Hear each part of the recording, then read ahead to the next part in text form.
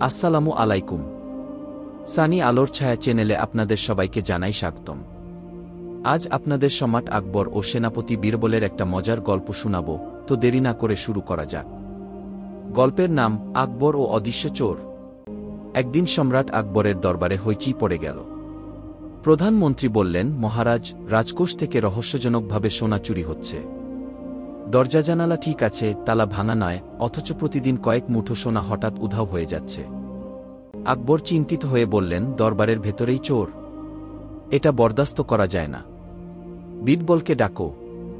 বীরবল এসে সব শুনে চুপচাপ মাথা নাড়লেন। জাহাপনা, যদি অনুমতি দেন, আমি একটু অন্যভাবে তদন্ত করতে চাই কি? আকবর রাজি হলেন, কারণ তিনি জানতেন বীরবলের বুদ্ধি সাধারণ নয়। সেদিন রাতে বীরবল রাজকোষ ঘর পরিদর্শন করলেন।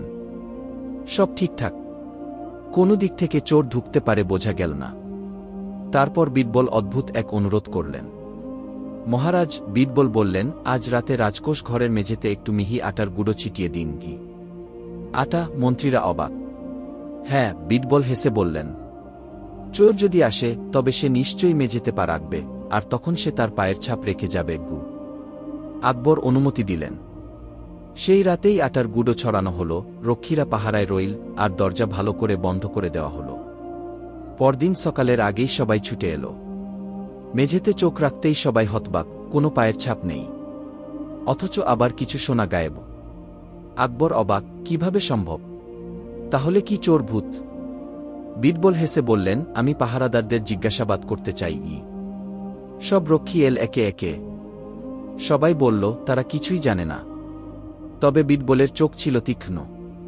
তিনি লক্ষ্য করলেন, একজন রক্ষীর জুতায় সামান্য আটার গুঁড়ো লেগে আছে।